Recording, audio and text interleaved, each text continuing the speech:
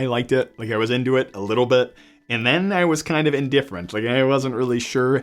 And now I don't like it at all. I think it's a terrible, terrible thing. On November 10th, YouTube said, hey, we're doing away with the dislike button. And I was like, oh yeah, cool. That's great. Like as a new creator.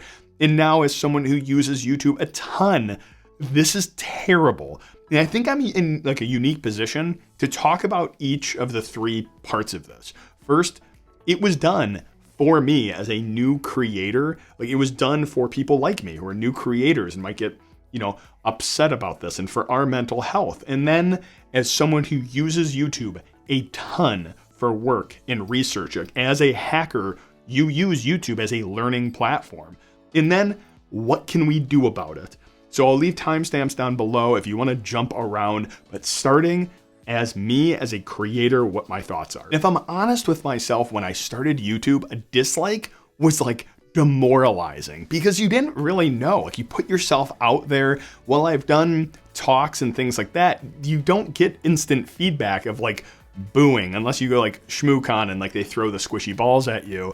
But ultimately, I pushed a video out and it wasn't until like my third or fourth video when I got my first downvote. And it felt like, oh my gosh, like what did I do wrong?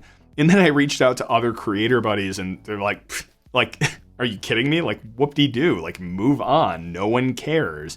And then I realized it's like part of the platform and people downvote for all sorts of reasons. It's not even because they don't like your video. It might be that they have a different opinion. They woke up on the wrong side of the bed. They're jealous of my beard or they got some weird glare. There's a lot of talk on, oh, well, they got rid of the dislike because of companies. And I don't think that's the case. I think like legitimately, YouTube got rid of the dislike button because it's hurtful as a new creator when you get dislikes. Companies or advertisers don't care. Like we've all heard, any press is good press. It doesn't matter if it's bad or good. And this is why. Like there's a really easy reason.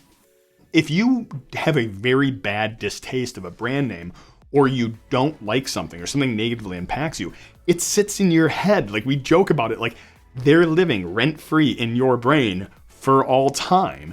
And eventually that feeling of dislike might fade and they're still sitting in your mind. Like brands don't care if you downvote. So I do think YouTube did this for new creators. But here's the thing is I still get access to the number of dislikes in my videos in YouTube Studio. So I don't really know how this impacts it outside of that you guys don't get to see it. I think once you get about 1,000 subs after that, downvotes don't really impact you anymore. It's just part of doing it. Now attacks exist where you can do like hundreds and thousands of downvotes. And that's a programmatic thing, which they can put a technical protection in. But for the most part, as a new creator, like at a certain point, you just stop caring. And also with dislikes going away, a lot of the negativity has just moved into the comment section. In many ways though, overcoming that negativity made me become a better creator. The moment I stopped caring about people's opinions or like letting them like run my channel for me is when I started pushing out more content. Heck, it wasn't till like this month where I started just shoving out tons of content, which was a little less edited, which was a little bit more on my face because I just stopped caring about some of those comments. So I don't even think it's necessarily like a terrible thing to have dislikes because we get to see them anyway. But this does go into why I think it's so important that we bring the dislike button back and see those. Because I'm a hacker, I'm an information security geek.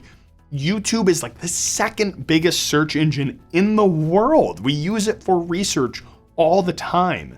In the way you know good content from bad content, especially when it comes to coding, tutorials, security, is the dislike-like ratio. It was the quickest way you could tell, is this video a good video? And without that, you're left guessing of whether or not it's an accurate information. Sometimes it was accurate information at the time, but as time has gone on, new versions of React have come out, new version of Node.js have come out, new attacks are now here, new versions of methodologies.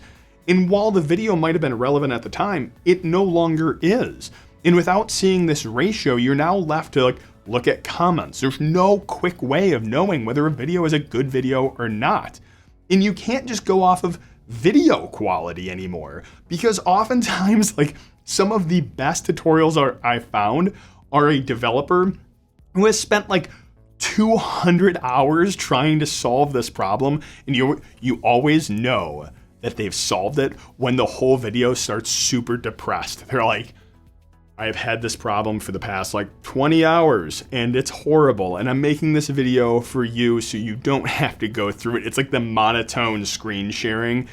We need the dislike button. You need it to be able to know whether it's a good tutorial or bad tutorial, which leads me to my third point, which is how do you get dislikes back? And in comes our developer Hero. On November 10th, when YouTube said, hey, we're getting rid of the dislike button, they started removing the dislike count from the front end interface, yet the API was still available.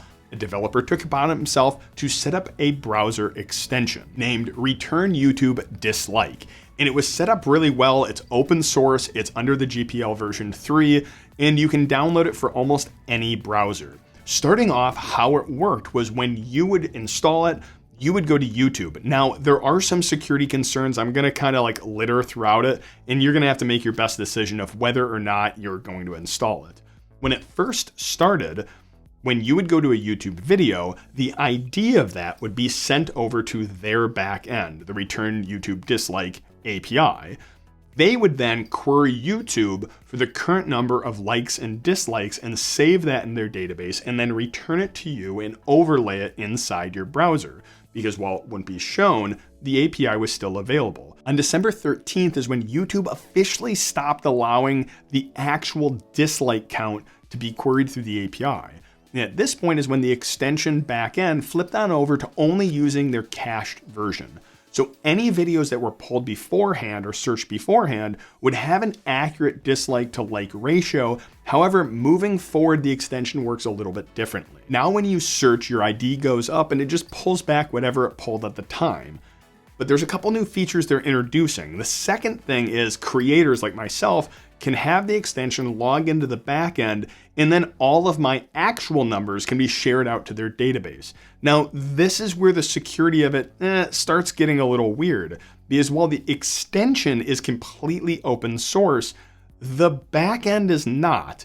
And while I don't have a lot of concerns for this developer, this is the problem with a zero trust model. You have the back-end code, even if they open sourced it, there's no proof that the source code they're releasing is the same one on the back end. So now we're just left to look at what information is shared up. On one side of things, it's your video IDs. So if you're really concerned about your search history on YouTube, even though they don't say they share it, you might want to be concerned. A really cool feature of the software to extend this caching functionality so the numbers can update is something which gives me a lot of pause from a security perspective. So what they do now is when you hit the dislike button, it now queries back to the backend and it includes like a unique random identifier for your username along with that dislike, which they can now update in the backend. I don't mind this because it's probably the only way you can do it, because there needs to be like spam protection. If they just did it anonymously, it would be really easy for someone to like cheese the system to just do all these dislike attacks. So what they do is they do like a username, but then this is where some of the magic comes in. And one of the reasons they don't share the backend code, because they realize A, they could just give you whatever backend code they want, but two, a lot of spam filtering, unless they want to use like captures or something like that, is security through obscurity. So they have to come up with some magic to protect against these spam attacks. Overall, I love what the software is trying to do, but the security concerns give me a little bit of pause. But secondly is, even though there's like 1 million people with just on Firefox alone that have installed this, a lot of the tutorial-based content aren't going to get updated. Things like the YouTube Rewind video, which has all their dislikes, cool, I care. But what I really care about is when I do a React tutorial from a couple years ago to find out, oh, I learned how to do components and now everything uses use effect. Like, holy cow, that was so frustrating, and I wasn't able to see the dislikes to know this was an old way of doing things. It now puts so much extra effort on mine to compare a bunch of videos, go over to Reddit, and now I have to rely on other software or other platforms to really know what's good and what's not. I want to know your thoughts, especially in the hacking and the technical community. Like, how are you researching right now of whether a video is a good video? Do you have to look in the comments? Are you finding them on other platforms like Reddit? I mean, I am willing to go through the pain as a new creator to get a platform I can actually use for ongoing research. If you got something out of this video, please give it a thumbs up. And as always, hack on.